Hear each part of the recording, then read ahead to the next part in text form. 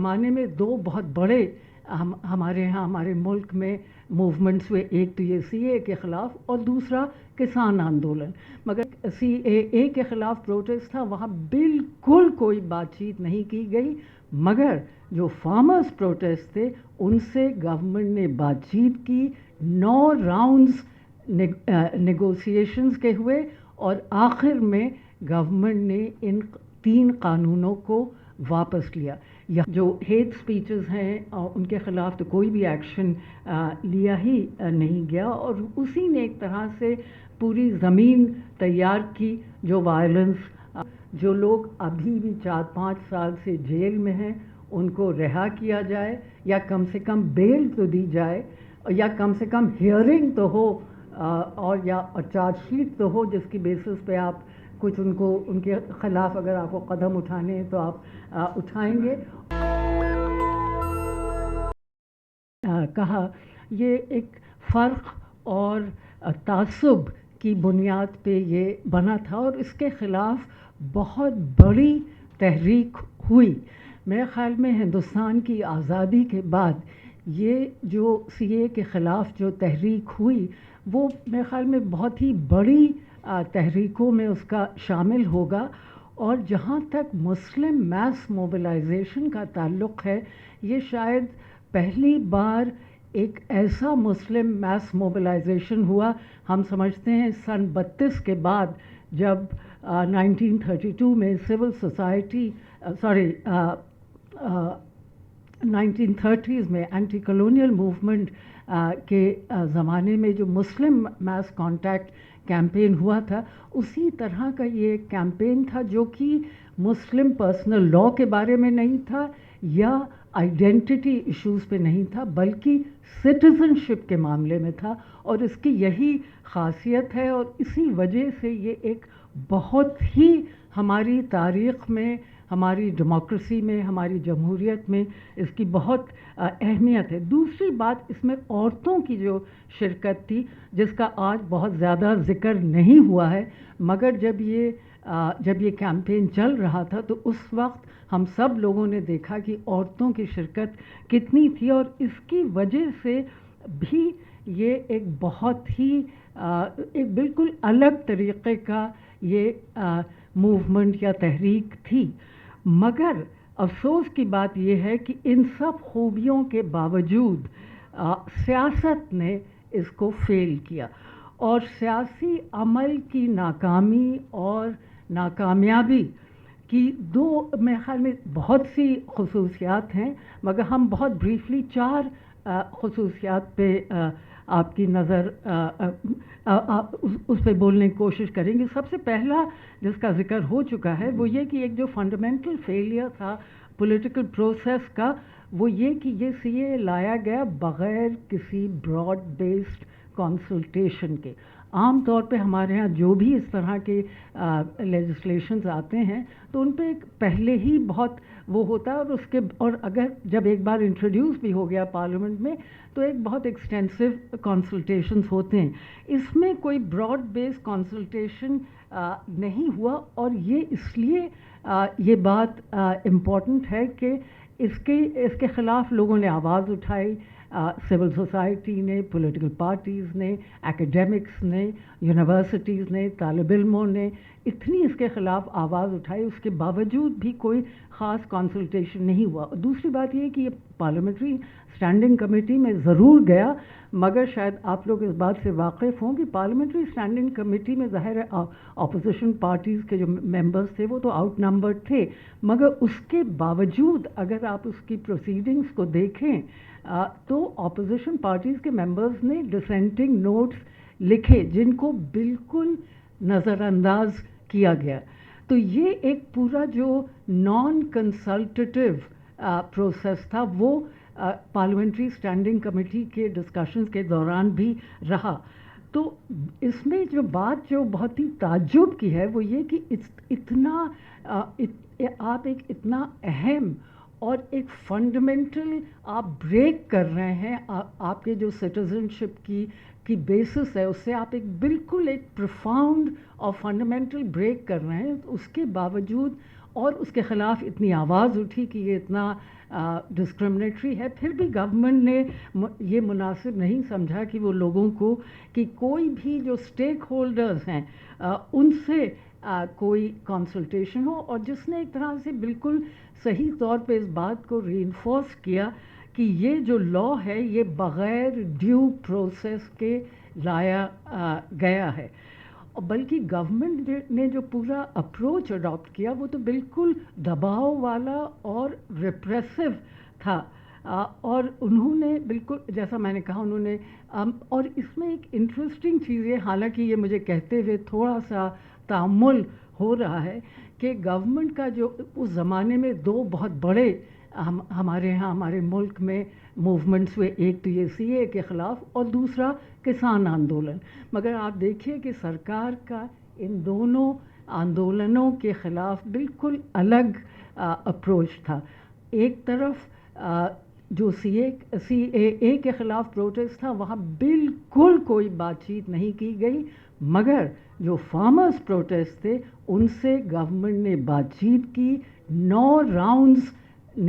Negotiations کے ہوئے، اور آخر میں گورنمنٹ نے ان 3 قانونوں کو واپس لیا۔ یہاں تو واپس لینے کا تو خیر کوئی سوال ہی نہیں تھا، مگر بات چیت بھی نہیں کی، اور اس کے باوجود کہ یہ جو تحریک تھی اس میں عورتیں سب سے سامنے تھیں، وہ پیش تھیں۔ دوسرا اس کا جو بہت امپورٹنٹ پہلو ہے جس کی طرف لوگوں نے اشارہ کیا وہ کہ اپوزیشن پارٹیز جو تھیں، جو نان بی جے پی کی جو اپوزیشن پارٹیز ہیں، ان کا بھی ایک بہت ایمبیولنٹ سا ایٹیٹیوڈ تھا۔ انہوں نے بھی 2 جذبات کا سامنا کیا۔ بہت سی اپوزیشن پارٹیز ہیں، مثلاً کانگریس، ڈی ایم کے، لیفٹ پارٹیز خاص طور پہ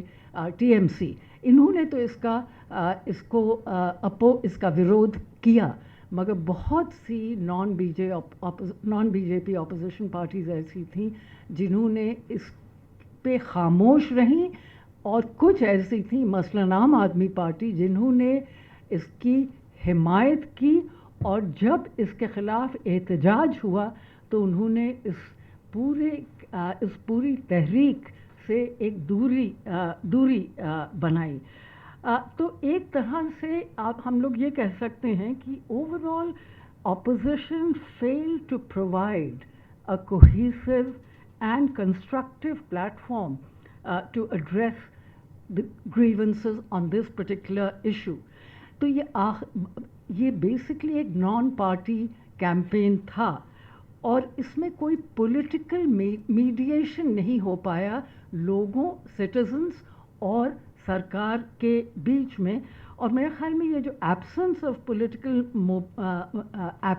پولیٹیکل میڈیشن تھا اس کی وجہ سے یہ جو پوری تحریک تھی یہ لیڈرلیس رہی، انسٹرکچرڈ رہی، اور یہ اس نے جو لوگ اس میں شامل تھے اور ہم لوگوں نے جو آج سنا وہ بہت ہی ایک طرح سے ولنریبل تھے کہ جس طرح سے ان کو گورنمنٹ نے ڈیل کیا۔ تیسرا پہلو یہ ہے کہ اس پورے تحریک میں اور جس طرح سے سرکار نے اس کی طرف رویہ اختیار کیا، سی اے کو پوری طور پہ استعمال کیا گیا تقسیمی سیاست اور کو بڑھاوا دینے کے لیے، اور اس کی وجہ سے میجورٹیرنزم یا جس کو اردو میں کہیں گے اکثریت کا راستہ کھل گیا، اور پولرائزیشن اور قطبی سازی کی جو پوری پولیٹکس ہے وہ ملک میں بڑھی، اور اس سے بہت نقصان ہوا، اور جیسا کہ جو پہلے لوگ جو بول رہے تھے انہوں نے بہت ہی ایفیکٹولی اس بات کو بتایا کہ جو ہیٹ سپیچز ہیں ان کے خلاف تو کوئی بھی ایکشن لیا ہی نہیں گیا، اور اسی نے ایک طرح سے پوری زمین تیار کی جو وائلنس، اور میرے خیال میں بالکل ایک صاحب نے بالکل صحیح کہا کہ اس کو ندیم خان صاحب نے شاید कि इसको दंगा नहीं कहना चाहिए, इसीलिए हम राइट का लफ्ज़ भी नहीं इस्तेमाल कर रहे हैं। हम यही कहेंगे कि एक वायलेंस जो हुआ, और लोग जब लोग ये कह सकते हैं कि शूट द ट्रेटर्स और उनके ख़िलाफ़ कोई एक्शन न लिया जाए, तो ये तो फिर एक तरह से आप ज़मीन तैयार ही कर रहे हैं वायलेंस के लिए। तो इस मतलब इख्तिलाफ़ की सियासत और तक़सीम की जो सियासत है वो इस किस्म के बयानों से बढ़ी। चौथी और आखिरी बात ये है जिस पे मेरे ख़्याल में मुझे कुछ कहने की ख़ास ज़रूरत नहीं है, क्योंकि हम लोगों ने बहुत ही अच्छी तरह से उसके बारे में सुना। वो ये कि जो गवर्नमेंट की पूरी हैंडलिंग थी इस वायलेंस हुआ फरवरी 2020 में, उससे जो चार्जेस सामने आए हैं वो बिल्कुल मुनासिब लगते हैं कि इसमें एक तरह से पुलिस की कंप्लिसिटी थी। और इस पे गोपाल पिल्ले साहब ने और देव मुखर्जी साहब ने जो इस कमेटी में सिटीजन्स कमेटी में शामिल थे, उन्होंने ये बात बताई कि जो लॉ इन्फोर्समेंट एजेंसीज़ हैं उनका या तो कोई रिस्पांस नहीं था और या बहुत ही डिलेड रिस्पांस था, जबकि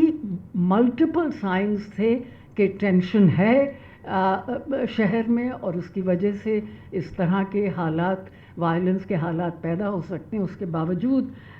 दिल्ली पुलिस ने कोई डिसाइसिव एक्शन नहीं लिया। मतलब in short ministry of home affairs, जिसके पास सारे पावर्स थे, उन्होंने कोई मजबूत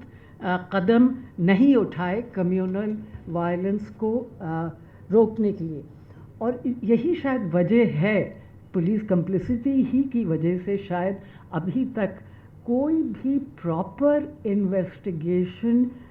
नहीं हुआ है, मगर जो बेकसूर लोग हैं वो अभी भी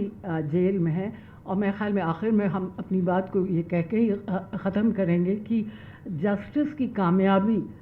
उसी वक्त होगी जब एक प्रॉपर इन्वेस्टिगेशन हो। जो लोग अभी भी 4-5 साल से जेल में हैं उनको रिहा किया जाए, या कम से कम बेल तो दी जाए, या कम से कम हियरिंग तो हो और या चार्जशीट तो हो जिसकी बेसिस पे आप कुछ उनके ख़िलाफ़ अगर आपको कदम उठाने हैं तो आप उठाएंगे। और जैसा हमने अभी इससे पहले वाले सेशन में सुना कि कॉम्पनसेशन दिया गया है, मगर नहायत इनएडिक्वेट कॉम्पनसेशन दिया गया है, तो एक प्रॉपर कॉम्पनसेशन भी देना चाहिए। नेशनल दस्तक की आपसे गुजारिश है कि अगर इसको बचाना चाहते हैं तो नेशनल दस्तक को सब्सक्राइब करने के लिए रेड कलर के सब्सक्राइब बटन को दबाएं, फिर बेल आइकन की घंटी दबाएं। नेशनल दस्तक को बचाने के लिए बहुत जरूरी है कि हर खबर को शेयर करें, लाइक करें, कमेंट जरूर करें।